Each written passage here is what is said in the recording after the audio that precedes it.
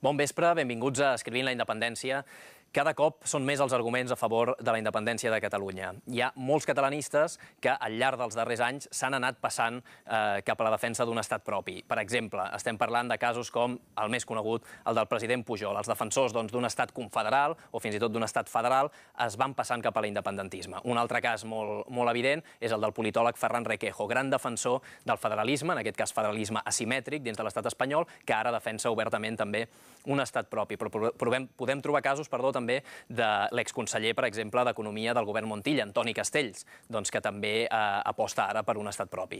Bé, realment són molts els casos i fins i tot dins del nacionalisme espanyol d'aquí a Catalunya, com per exemple el cas dels germans Estopa, dels germans Muñoz, el germà gran, el David, explicava l'altre dia en una entrevista que ell ara per ara votaria que no en un referèndum, però que realment no té massa arguments per fer-ho. Per tant, realment els nacionalistes espanyols, els que votarien que no en un referèndum, s'estan quedant orfes d'argument i fins i tot és el que des del món independentista es vol intentar arribar a les àrees més espanyolistes de Catalunya, com és, per exemple, l'àrea metropolitana i el Baix Llobregat, malgrat que cert és també que hi ha molt tòpic sobre aquesta qüestió. En parlarem avui al programa, però el que sí que queda clar és que cal fer una consulta, cal fer-la com abans millor, cal posar una data de seguida, en parlarem perquè el Consell Assessor per la Transició Nacional ja està treballant aquesta qüestió i malgrat que Josep Antoni Duran i Lleida supliqui un pacte amb l'estat espanyol, cal fer la consulta realment com abans millor perquè no hi ha cap altra sortida. Per tant, en parlarem també de totes aquestes qüestions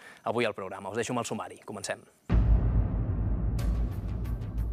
El Consell Assessor per la Transició Nacional comença a escriure com serà el nou estat català.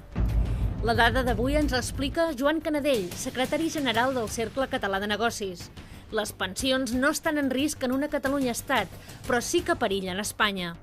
Aquesta setmana hem visitat Sant Climent de Llobregat i hem parlat amb el seu alcalde, Isidre Sierra, sobre la importància del Baix Llobregat en aquest procés. El periodista i professor de comunicació política Toni Aire visita el plató del programa. Recuperem un documental de la televisió anglesa sobre la Catalunya de l'any 79 i li fem el test del programa al cantant madrileny Ramoncín. Comencem per dues notícies que han estat molt importants aquesta setmana pel procés independentista. La primera és la que fa referència en aquest titular que veureu a continuació. El Consell per la Transició posa el focus en l'estat propi. L'òrgan assessor redactarà d'aquí al març del 2014 un total de 19 informes sobre l'eventual arrencada després de la independència. Molta gent volem saber exactament com serà un estat independent. L'estat propi, hi ha molta gent que no sabem ben bé encara com serà, estan preparant aquesta sèrie de 19 informes que els tindran tots llestos a finals del 2014, del març del 2014, perdó. Però el primer ha d'estar llest a finals de juliol i el primer ens ha d'explicar com ha de ser aquesta consulta, quan s'hauria de fer i el que farem és recuperar alguns d'aquests informes perquè us feu una idea d'en què està treballant aquest òrgan assessor del govern. El primer és aquest que comentàvem i que ha d'estar llest a finals de juliol. Vies, aspectes procedimentals i de contingut i conseqüències de la consulta. En tenim molts més. Per exemple, relacions del nou estat amb la Unió Europea, relacions futures amb l'estat espanyol, el procés constituent, constitució provisional, drets fonamentals, institucions, doble nacionalitat i oficialitat de les llengües, o un altre també molt important, la hisenda de l'estat propi, etapa inicial. Bé, el que farem és escoltar com ho explicaven el portaveu del govern, Francesc Homs, i també el president del Consell Assessor per la Transició Nacional, el Carles Viver. El govern de la Generalitat no fa res que no faci el govern espanyol. Si el govern espanyol es pot assessorar, es pot informar, pot estudiar quines serien, i finalment saber, a criteri seu, òbviament, quines són a criteri seu les conseqüències de que Catalunya esdevingués un estat propi, si ho pot fer el govern espanyol, deu poder-ho fer el govern català. Estem en aquest punt. Ha semblat en el Consell que seria una greu irresponsabilitat dels poders públics de Catalunya i fins i tot un frau als electors no estudiar amb deteniment què és el que pot succeir, què és els escenaris que es poden plantejar just a l'endemà d'aquesta consulta. Això és el que explicava Carles Viver i Pissunyer i estarem molt atents a finals del juliol per saber a veure com s'ha d'enfocar aquesta consulta, quan s'hauria de fer i ens llegirem ben atentament aquest informe que ha d'arribar a finals de juliol. Però anem ara per la llei Wert. Hem recuperat aquest titular del periòdico, la llei orgànica de millora de la qualitat educativa, la LOMCE, manté l'atac a la immersió lingüística catalana. Entre d'altres coses, la nova llei educativa suprimeix les proves d'accés a la universitat, el que es coneix com la selectivitat, i serà substituïda per una prova específica a cada universitat en la qual no caldrà acreditar el coneixement de català. I és una llei on tota la comunitat educativa catalana ha arribat a la conclusió que el que busca és separar els alumnes per qüestió de llengua. Per tant, absolutament lamentable i una llei que molts han dit que recorda l'època franquista. Fem una cosa, escoltem què deia la consellera d'Ensenyament, Irene Rigau, i també el president de la Generalitat. És una llei predemocràtica. Ens situa competencialment abans del decret de l'any 81. És evident que hi ha un interès polític determinat que va més enllà de l'àmbit competencial i que d'una manera claríssima i duríssima ataca el nostre model lingüístic. Promouré la convocatòria àmplia de partits catalans i del món educatiu català per deixar clar que en aquest moment nosaltres no abaixarem el cap des del punt de vista d'aquestes opes hostils que en pretenen fer des de fora. Aquesta gent que vol dividir, aquesta gent que vol que els nostres models es malmetin, aquesta gent que vol trencar la cohesió a Catalunya, aquesta gent que ens fa aquest tipus d'opes hostils, aquesta gent seran combatuts per vies democràtiques. I escoltem ara el ministre José Ignacio Wert i la secretària general del Partit Popular, María Dolores de Cospedal, exhibint el seu perfil filofranquista amb discursos que realment recorden una altra època. Hay también que garantizar al mismo tiempo que aquellos padres que deseen que en la educación de sus hijos el castellano sea también lengua vehicular tengan la posibilidad de hacerlo efectivo. Y no solo contenidos, también enseñar a querer a su país, a defender a su país. Porque también un modelo educativo vertebra una nación. También. Y también un modelo educativo hace que los futuros españoles, nuestros hijos y nuestras hijas, sepan lo que es su país y sepan cómo tienen que sentirse orgullosos de su país y defender a su país. Després d'escoltar José Ignacio Wert i la secretària general del Partit Popular, recuperem ara una notícia que fa referència a Llanos de Luna. Seguim una mica la mateixa línia. Diu el següent, és del Punt Avui: la Moncloa no veu anòmal distingir la divisió azul. Exactament, diuen, això sempre ha estat així. Ho justifiquen d'aquesta manera i parlen que el 2004 José Bono, socialista, també ho va fer. Per tant, realment és increïble. El que farem és recuperar un titular perquè, per sort, a fora sí que els sorprèn tota aquesta història. És el següent. El polèmic homenatge de Llanos de Luna a excombatents de Hitler arriba a Alemanya. El diari berlinès Die Tageszeitung posa el crit al cel pels honors a la delegada del govern espanyol a la divisió azul. Sort que des de fora veuen una mica de quina pasta estan fets els que ens governen a Espanya. Podem fer una cosa, perquè us n'adoneu que fora ho van veient clar de quina pasta estan fets els d'aquí. Recuperem unes declaracions que va fer un europarlamentari flamenc en referència a unes declaracions que havia fet Vidal Quadras demanant que la Guàrdia Civil intervingués a Catalunya. Per donar explicacions sobre l'enviament de la Guàrdia Civil a Catalunya, el senyor Vidal Quadras ens va enviar aquesta carta que empitjora encara més les coses. Llegint-la tinc la impressió que l'ha escrit el mateix Franco. Diu que la independència de Catalunya no és ni pacífica ni democràtica. I ell què? Guanyadors del Premi Nobel de la Pau. Què fareu sobre això? And I would say, señor Vidal Quadras, vergüenza. Escoltades aquestes paraules de l'europarlamentari flamenc, passem ara a la dada d'avui. La dada d'avui fa referència a les pensions. Recordareu que el Partit Popular, hem recuperat aquest titular, per exemple, durant la campanya electoral, Alicia Sánchez Camacho va dir per activa i per passiva que en un estat independent, en una Catalunya-estat, no es podrien pagar les pensions. Camacho reitera que l'estat català no podrà pagar les pensions. Fins i tot van fer un spot electoral que podem recuperar un petit fragment on tornava a repetir la idea aquesta de que no podrien pagar les pensions. Anem-ho a veure. Després de la independència, el president Artur Mas anuncia que el pagament de les pensions s'endarrereix 3 mesos per problemes de tresoreria. De què es pensen que viurem? Doncs les pensions en una Catalunya-estat no estan en risc. En tot cas, estan en risc continuant a Espanya. I ens ho explica el secretari general del Cercle Català de Negocis, Joan Canadell. El sistema de pensions de l'estat espanyol funciona pel mecanisme que es diu de repartiment. Això vol dir que les pensions dels jubilats es paguen amb les cotitzacions socials dels treballadors que estan en actiu aquell mateix mes. Per tant, el fet d'assegurar les pensions futures dels nostres pensionistes depèn de la massa social, de la massa de treballadors en actiu que estiguin cotitzant per poder pagar aquestes pensions.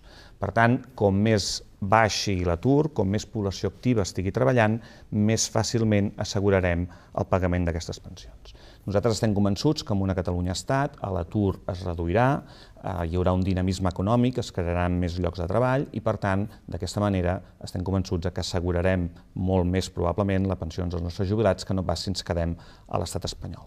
Prova d'això és que en els darrers anys, fins a l'any 2009, Catalunya tenia un fort superàvit de cotitzacions socials, és a dir, es recaptava molt més del que es pagava en forma de pensions. Això per què? Doncs perquè teníem un nivell d'atur més baix, bastant més baix que l'estat espanyol i, a més, els salaris eren més alts que la mitjana de l'estat espanyol. Tant és així que de tot el fons de pensions que es va crear en aquests anys, diguem, de creixement, Catalunya va contribuir amb un 29% de tot el fons de pensions, quan realment aquí tenim el 16% de la població. Per tant, Catalunya ha generat un superàvit històricament molt més elevat que la resta de l'estat espanyol. Des d'aquest punt de vista, doncs, no hem de patir en absolut pel futur dels nostres pensionistes, perquè estem segurs que en una Catalunya-Estat dinamitzarem l'economia catalana, generarem més llocs de treball i, per tant, a mig termini els nostres pensionistes podran cobrar les seves pensions sense problema. Aquesta era la dada del programa d'avui que ens oferia el Cercle Català de Negocis i que finalment coneixeran també a fora de les nostres fronteres, ja que el Cercle Català de Negocis ha arribat amb un acord amb Help Catalonia per internacionalitzar tots aquests arguments econòmics a favor de l'estat propi. I passem ara a comentar les xarxes socials, el Twitter. Sempre des d'aquest programa us recomanarem alguns perfils de Twitter que val la pena seguir pel procés independentista. En aquest cas us en recomanem 3. El primer seria Free Catalonia, Catalan Nation, que té fins a més de 76.000 tuits i més de 14.500 seguidors. Molt interessant, retuiteja moltíssimes notícies. Des del programa, per exemple, m'hi fixo molt per poder tenir més recursos per poder trobar coses pel programa. Un altre interessant reagrupament, aquesta associació convertida també en partit polític, que hi trobareu molts dels actes que estan fent també per explicar diferents temes sobre el tema del procés sobiranista. I Independentistas en Castellano, que té fins a 10.000 seguidors, més de 10.000 seguidors, i porta moltíssims tuits. Us ho recomano moltíssim. Hi ha aquest tòpic de que els castellanoparlants no són independentistes, res més lluny de la veritat, està ple de castellanoparlants. La llengua no és cap frontera ni cap límit amb el tema de la independència, ni molt menys, i això cada vegada ho té la gent més clara. Per tant, podeu seguir Independentistas en Castellano i trobareu moltíssimes notícies també i argumentari a favor de la independència. Volem que també vosaltres participeu molt en el Twitter del programa. Nosaltres tenim un perfil, un compte de Twitter, que és @escrivint, i tenim també una etiqueta, un hashtag del programa, que veureu sobreimpressionat al llarg de tot el programa a la part de dalt de la nostra pantalla, que és el següent, coixinet, escrivint la independència. I tenim també un correu electrònic, que és escrivintlaindependència@canalcatalà.cat. Per tant, teniu moltes vies de contacte i moltes vies de poder comentar el que vulgueu sobre el programa i sobretot sobre el procés sobiranista. Qualsevol cosa, si creieu que es farà la consulta, si no es farà, si creieu que la millor opció seria acabar fent unes eleccions plebiscitàries, en aquest cas també quin paper creieu que jugarà Duran i Lleida, per exemple. Diferents coses que ens interessa que ens podeu explicar en el programa a partir d'aquestes eines que teniu de comunicació.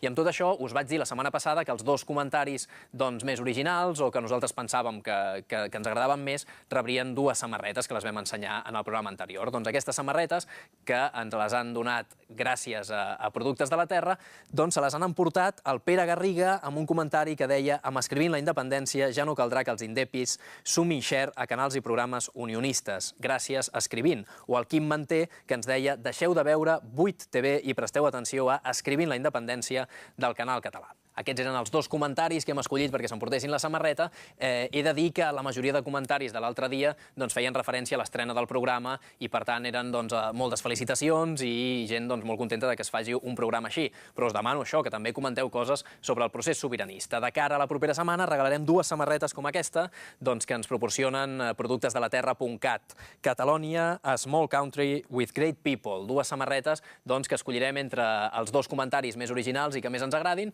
se l'emportaran la setmana que ve. Comentarem els 2 tuits afortunats que s'emportaran aquesta samarreta. I, això, aprofito per recomanar-vos aquesta pàgina web, aquesta casa de marxandatge, que és productesdelaterra.cat. Puntcat és el nostre sponsor, és la botiga de referència a la xarxa de marxandatge.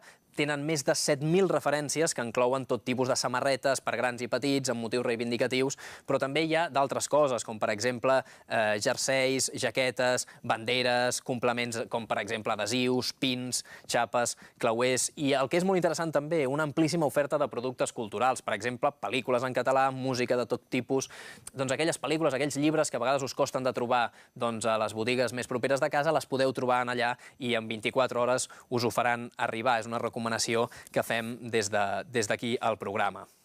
Feta aquesta recomanació, passem al reportatge que fem cada setmana a un municipi de Catalunya. En aquest cas, hem anat a Sant Climent de Llobregat, al Baix Llobregat. M'interessa recuperar una entrevista, un petit titular que veureu ara a continuació, que fa referència, és un titular que va sortir al periòdico, una entrevista que els feien els germans Estopa, que diu el següent: «Lo que más se aproxima a nuestra idea de patria es el Baix Llobregat». Doncs bé, nosaltres hem anat a Sant Climent de Llobregat, un rara avis dins del Baix Llobregat, també cal dir-ho, estan adherits als municipis per la independència i hem parlat amb alguns dels seus veïns i també amb el seu alcalde, l'Isidre Sierra. No us ho perdeu perquè és molt interessant dins del món independentista, sabem que és molt important el que és el Baix Llobregat i l'àrea metropolitana i n'hem parlat amb ell aquesta setmana.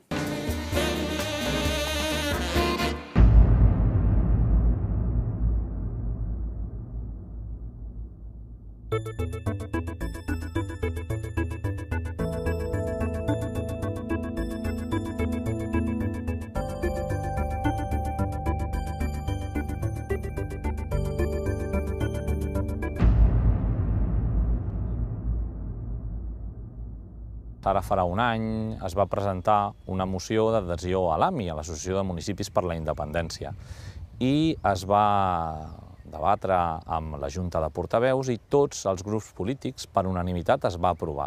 Va ser una cosa consensuada, va ser una cosa sense tibantors. Al contrari, tothom estaven convençuts.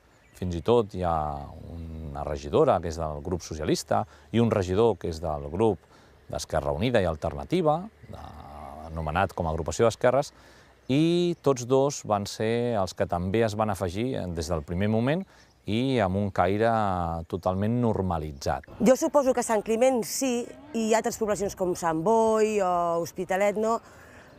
Per la gent que hi viu, potser no són gent nouvinguda, que això no vol dir que no vulguin la independència, o hi ha més nuclis, també hi ha més població, hi ha més extraradis, i culturalment també, i a part imagino el govern que el mana en aquell moment a l'Ajuntament.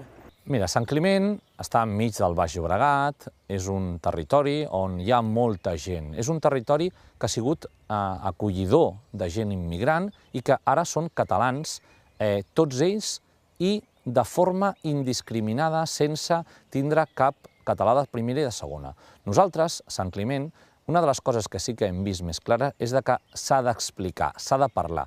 No perquè hi hagi un color o un altre amb un govern municipal, no ha de marcar que el futur dret a decidir o el futur procés cap a la independència hagi de portar un recel intern. Què vull dir amb això? Nosaltres, des de l'Ajuntament de Sant Climent, des del que us parla, estem treballant amb moltes altres entitats civils de la societat per poder arribar a cada racó del Baix Llobregat. Per molt profund que sigui aquesta arribada, nosaltres volem que la paraula sigui la que passi per davant dels recels que puguin venir de cert tipus de gent.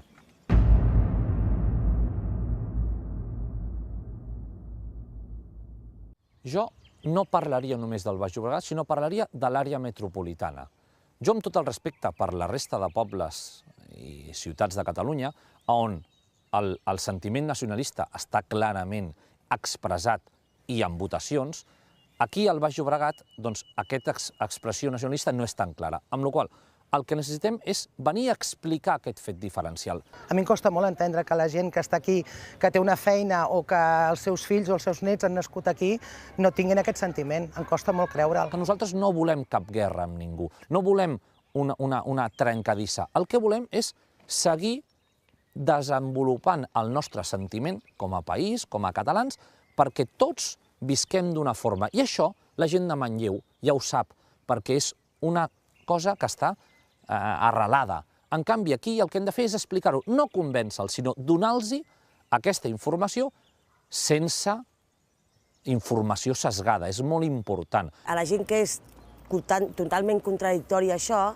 doncs intentar explicar-los el per què volem independència, el per què podem ser independents, el per què de tot això, i aleshores, si més no, ja no seran tan en contra i ho podran fins i tot entendre una mica més bé, perquè penso que ells tenen un mal concepte de per què nosaltres volem la independència. Llavors, és intentar explicar a la gent, més que convèncer, és intentar explicar, intentar dir el per què la volem nosaltres. Més que convèncer els altres, és convèncer-los de per què la volem nosaltres. Creuen que al ser independents tindríem que... Dirien, hòstia, jo soc espanyol, em fotran fora d'Espanya. Soc castellà, fotran fora de Catalunya. No, no és així. Aquí tothom està benvingut, tothom que estigui a Catalunya és català. Realment tu t'has d'estimar la terra, que és on estàs, on treballes, on neixen els teus fills. Jo crec que no hem de parlar de convèncer. Nosaltres creiem que el que hem de fer és explicar-ho. Nosaltres estem convençuts que un estat independent, Catalunya, un nou estat d'Europa, el que volem és que sigui la paraula, la que explicant els fets, els nostres fets diferencials, no només econòmics, sinó econòmics, culturals, socials, siguin aquells que els fem entendre. Jo poso un exemple.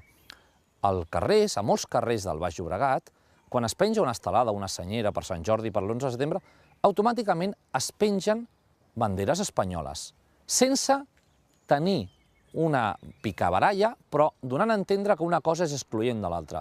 No, nosaltres el que volem explicar és que nosaltres no volem cap mal cap a la resta de gent d'Espanya. Nosaltres el que volem és progressar.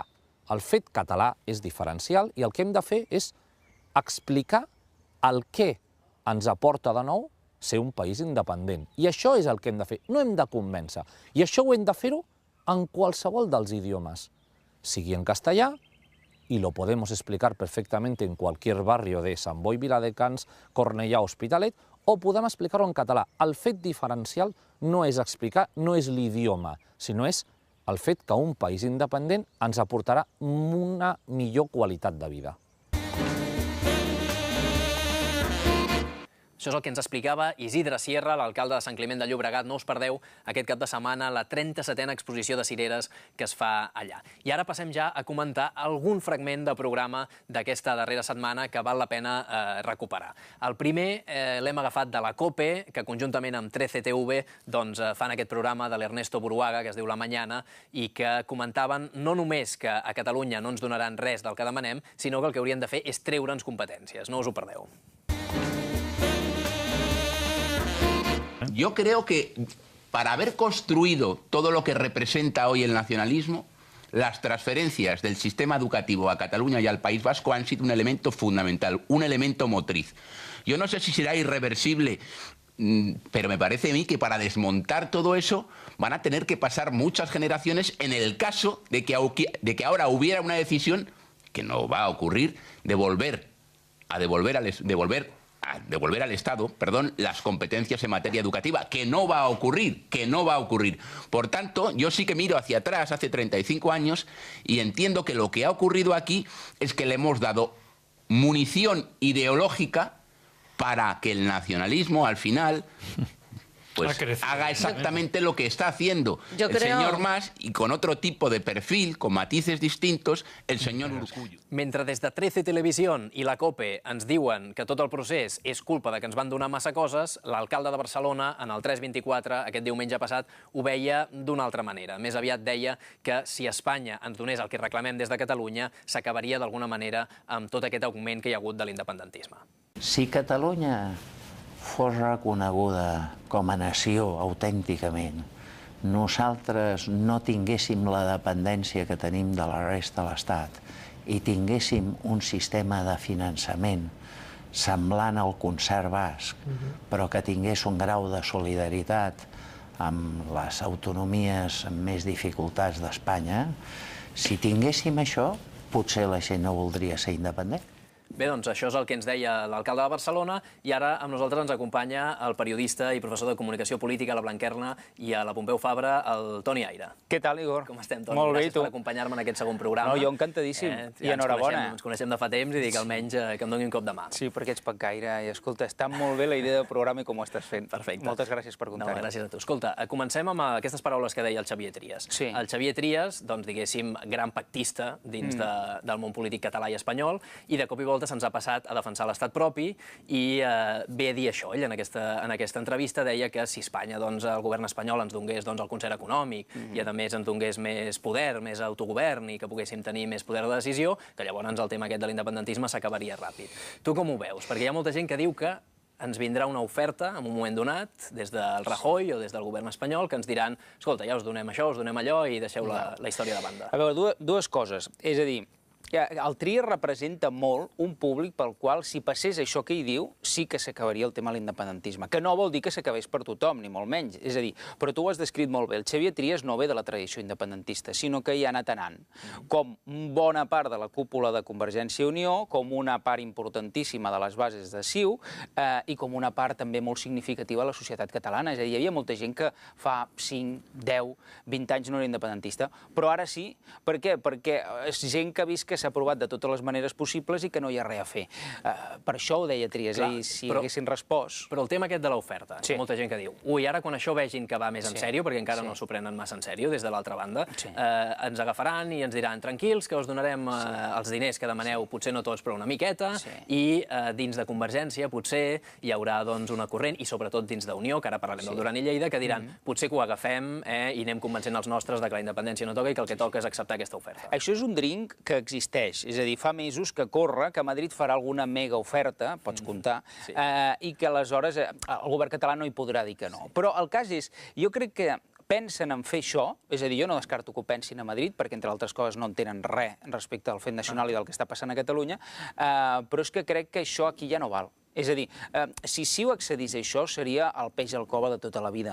I amb això, com a mínim, amb Artur Mas, de líder, ja han dit que això ja ha passat. Tu creus que no, eh? Sí, hi havia una cançó, a més espanyola, que deia «Tuviste una oportunitat i la dejaste escapar». Doncs, escolta, n'han tingut un fotimer d'oportunitats, les han deixat escapar totes.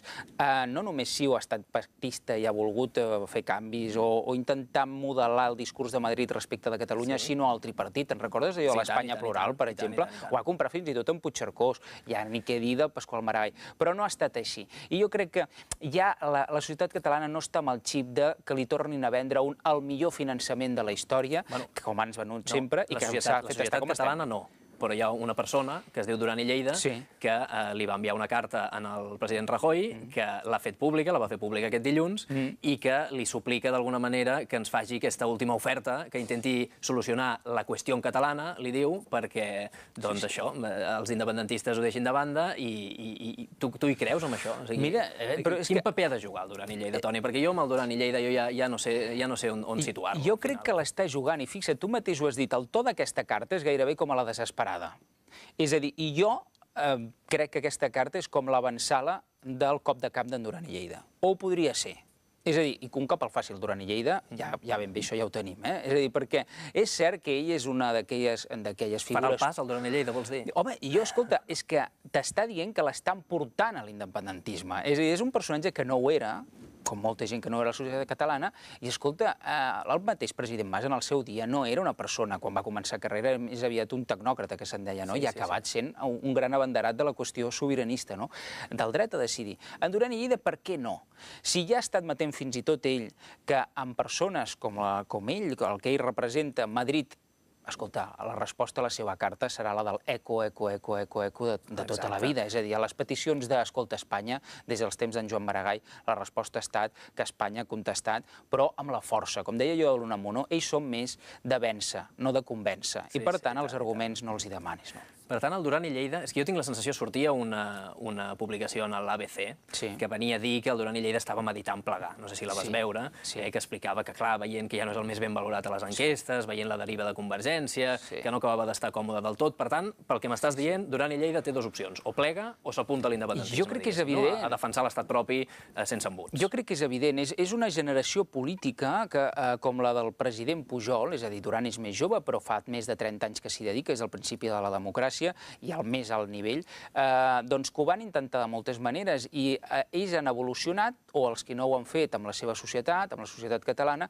ho han anat deixant. En Duran i Lleida no ha fet ni una cosa ni l'altra, en aquest sentit és com una rara avis, no? I per tant, ell fa unes setmanes va parlar a propòsit d'un cert cansament i parlava de la seva incomprensió aquí i allà, perquè és veritat, estem en un moment on els termes mitjos ja diguéssim que s'han acabat, és a dir, o es vol continuar amb l'estatus quo actual que s'ha demostrat que és com és de nociu per Catalunya, o decideixes ja demanar un canvi i que la gent pugui votar per passar pàgina d'aquesta relació que ha estat tan malaltissa en tants moments. En Duran jo crec que pot ser metàfora d'això, i jo et dic, potser acaba independentista, o potser ho acaba deixant, potser. O sigui, no et mulles, al final. Sí, sí, no. Tu creus que sí, que ell farà el pas i defensarà més obertament l'estat propi, sense embuts, perquè diuen, precisament va sortir aquesta enquesta al País ara, no sé si la vas veure, de les generals, on hi ha això que diuen del sorpasso, d'Esquerra Republicana a Convergència i Unió. Convergència de 16 passaria a 10 i Esquerra de 3 a 9. Per tant, quedarien 10 a 9, molt a prop, i tot això també hi ha gent que diu que hi té a veure també la posició aquesta una mica ambigua del Duran i Lleida. Tot això és que és evident, és a dir, en Duran, o s'hi passarà o el passaran, saps què vull dir? O ell farà el pas o li passarà pel damunt el moment polític. Aquestes enquestes, de tota manera, les hem d'agafar amb pinces per la distància que hi ha respecte a les urnes, Poden afectar el procés, aquestes enquestes, aquesta història de que Esquerra Republicana vegi que pot fer el sorpasso, això complicarà el procés o al revés? Al revés. És a dir, fixa't, jo crec que en Duran i aquest tipus d'enquestes reforcen l'entesa entre Convergència i Esquerra Republicana. Cohesiona. És a dir, l'entesa entre el president Mas i l'Oriol Junqueras és molt bona. El fet de que tinguis unes perspectives com aquestes, que són interessades, no ens equivoquéssim, és a dir, el país, Espanya no s'està quieta amb tots els eixos, és a dir, amb l'eix dreta-esquerra tindran diferències, però amb l'eix nacional és com allò dels membres del Tribunal Constitucional. Diuen progressistes i conservadores. Escolta, però amb la qüestió nacional sempre hi estan d'acord. Per tant, jo crec que els atacs interns i externs cohesionen. Perfecte. I després, res, 2 o 3 cosetes. Estàvem parlant d'aquesta enquesta, ara s'està parlant, i ja fa temps també, de les eleccions europees com una oportunitat perquè els independentistes vagin junts. Ha sortit ara un manifest perquè els partits s'uneixin i vagin junts a les europees. Després hi ha Carme Forcadell, de l'Assemblea Nacional, que el que demana, com que sap que això és molt complicat, que almenys tots els partits que estan a favor del dret a decidir posin en el primer punt del programa una mateixa cosa que sigui defensar la consulta. Aquesta és una opció també viable. Tu què creus que pot passar en aquestes eleccions europees tenint en compte el procés? I serà representat el procés en aquestes europees o no serveix de res, o val la pena intentar-ho o no? Mira, jo et parlo d'una impressió personal fonamentada amb el que m'han dit gent de Convergència i d'Esquerra Republicana. Aquestes coses, si es fan una vegada i ben fetes.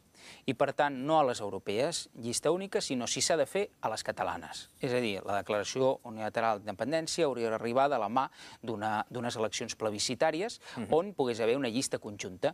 I fixa't que et dic de Convergència i d'Esquerra. Jo crec que aquesta llista, evidentment, no hi aniria la unió que coneixem ara, o com a mínim la unió de Duran i Lleida, que no vol dir que hi anés gent de l'actual Unió Democràtica, perquè simplement s'hauria trencat el que existia abans. Per tant, com hi havia el Salvador Cot el dimecres passat al programa, que ens deia que això s'acabaria resolent possiblement amb unes eleccions plebiscitàries, tu també apostes una mica per aquesta via. Totalment. Jo fa més d'un mes que ho vaig escriure al meu diari, al periòdico, perquè així es pronuncien gent d'Esquerra Republicana i de Convergència que hi tenen alguna cosa a dir. I que sí, és cert, en les europees podria ser un banc de proves, però segurament entenen que ja no estem per bancs de proves. Si s'ha de fer, això és com allò, una bala només que s'ha d'aprofitar una vegada i, per tant, jo crec que tirarà més per les catalanes quan toqui ser. Perfecte, Toni. Doncs escolta, moltíssimes gràcies per acompanyar-me i espero que vinguis algun altre dia al programa. Sempre que vulgueu i a disposar. I a comentar una mica com està el procés. I amb molt de ritme. Moltes gràcies, Igor. Perfecte, gràcies, Toni. Doncs nosaltres continuem i ho fem recuperant algun dels vídeos de la xarxa. En aquest cas, un que el van penjar no fa massa, que és molt interessant, és un vídeo que va fer la BBC anglesa, la televisió anglesa, de l'any 79, per tant fa 34 anys, i hem recuperat un parell de fragments on apareix l'historiador Josep Benet i també un empresari, el Pedro Corbero. No us ho perdeu, perquè el que diuen ho podrien haver dit fa una setmana. Senator Josep Benet, a historian and leading Catalan politician, explains why. Bien, hay unas razones muy evidentes, que es que Cataluña es un pueblo con su lengua, con su tradición histórica, con su cultura, distinto, totalmente distinto, del pueblo que ocupa el centro de la península y que domina la política del Estado español. Son dos pueblos distintos.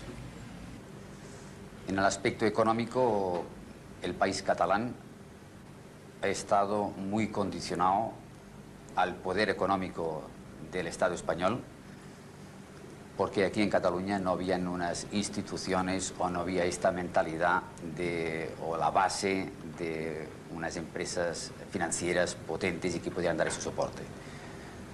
En el campo político es porque todas las decisiones que afectan, indudablemente muchas afectan al empresariado, concretamente al empresariado catalán, se tomaban o se toman en Madrid con poca participación del mismo. Indudablemente al país catalán nos preocupa que sabemos que solamente una tercera parte de la renta que Cataluña da al Estado español revierte en Cataluña. Esto nos hace prever y suponer, y realmente tenemos ya los resultados de una falta de toda una serie de servicios y que nos impiden realmente estructurar bien el país. Ja veieu com l'any 79 la televisió anglesa, la BBC, ja parlava de maltracte econòmic, de fet diferencial. Han passat 34 anys i estem dient pràcticament les mateixes coses. Esperem superar-ho d'aquí poc amb aquest referèndum i amb aquesta aposta decidida per l'estat propi. I ara m'agradaria recuperar un altre vídeo interessant. Comentàvem abans aquest tuit de Jordi Cañas que deia que la democràcia, això de que la democràcia estigui per sobre de les lleis no es pot dir, que les lleis sempre estan per sobre de la democràcia. Doncs aquest vídeo demostra que quan la voluntat de la gent és majoritària, quan hi ha una lluita pacífica per canviar lleis injustes, doncs això és possible, i si no, no s'haguessin canviat tota una sèrie de lleis injustes. Anem-ho a veure perquè aquest vídeo demostra que es pot canviar també la llei i podrem, amb la nostra força, finalment fer un referèndum i apostar per la independència. Junts ho farem possible.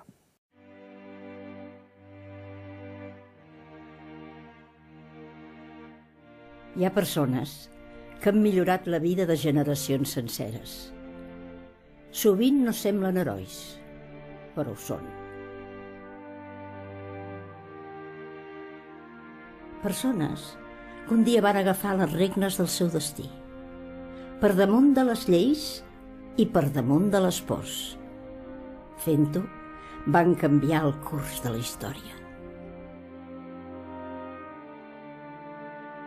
Les van desprestigiar i les van ridiculitzar. Però cap llei no va poder aturar la tenacitat de milers de persones juntes que un dia van decidir construir el país que volien. Hi ha moments en què cal canviar el curs de la història, per dignitat, per justícia. Ha arribat el dia de canviar el curs de la nostra història.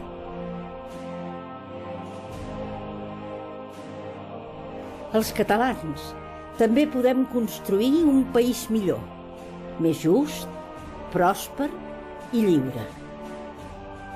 I ho decidirem democràticament. Arribem ja a la part final del programa i ho fem amb el test. En aquest cas el passa el cantant madrileny Ramoncín. No us el perdeu. Qui ha de prevaldre, la Constitució o la voluntat majoritària dels catalans? Como en todo, el sentido común.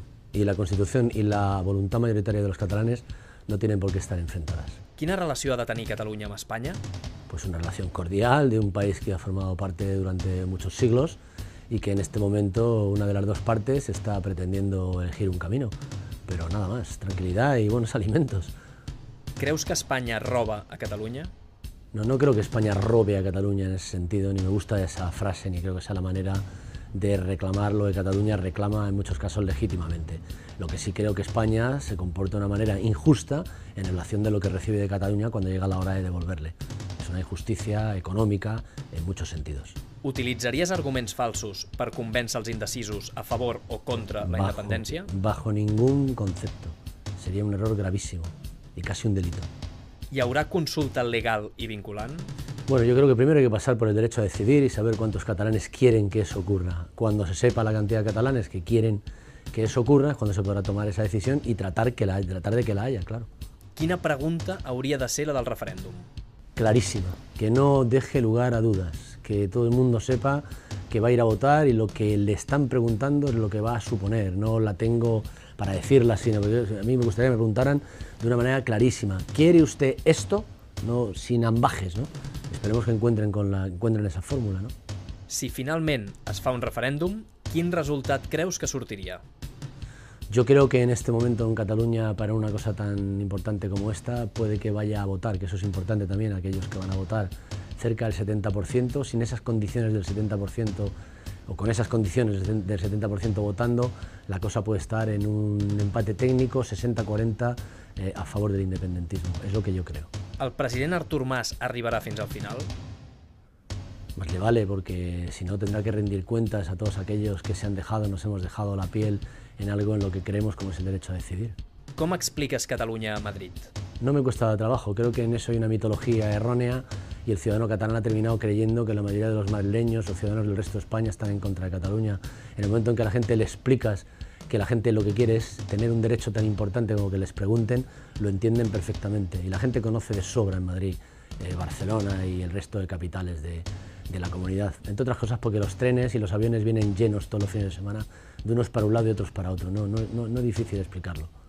Y todo el mundo es consciente además de la cantidad de europeos y de gente que visita una ciudad como Barcelona y de lo importante que es para el resto de España que sea así. Creus possible que hi hagi una proclamació unilateral d'independència? Creo que no debería ocurrir eso. Creo que eso sería un error. Porque es un enfrentamiento que entonces sí que no lo llevaría a ninguna parte. Lo mejor es que no sea así. Acaba la frase, en una Catalunya independent... Todos seremos republicanos. ¿El català hauria de ser la única llengua oficial en una Catalunya independent? No, creo que sería un error. La gente tiene que hablar, por supuesto, castellano, que es una lengua importantísima, catalán, que lo es tanto, y si es posible inglés, francés y chino, mejor también.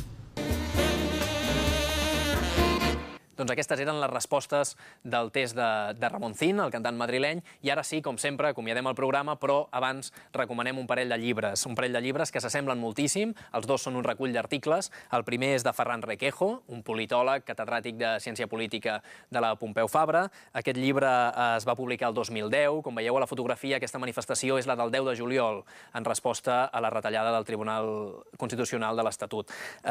És un llibre molt interessant, perquè t'explica com Ferran Requejo va passar de defensar un model federal, el federalisme asimètric per Espanya, a defensar obertament l'estat propi, de l'autonomia a la independència, es diu aquest llibre. És això, un seguit d'articles molt interessants i que li recomanaria jo molt també a Pere Navarro. Realment se n'adonarà que l'estat federal és inviable i que l'única opció és apostar per un estat propi. I l'altre llibre, que també és un recull d'articles, en aquest cas de Vicent Partal, el director del diari digital VilaWeb, el primer diari digital en català, doncs molt interessant, també és un recull d'articles, en aquest cas sí que és la manifestació de l'11 de setembre d'aquest any i que li recomano moltíssim a tothom també, perquè és un seguit d'editorials del diari VilaWeb que també van, com en el cas del Ferran Requejo, des del 2005, però en lloc d'acabar el 2010 acaben ja a principis del 2013. Per tant, dos llibres molt interessants. Jo m'acomiado, ens trobem aquí el proper dimecres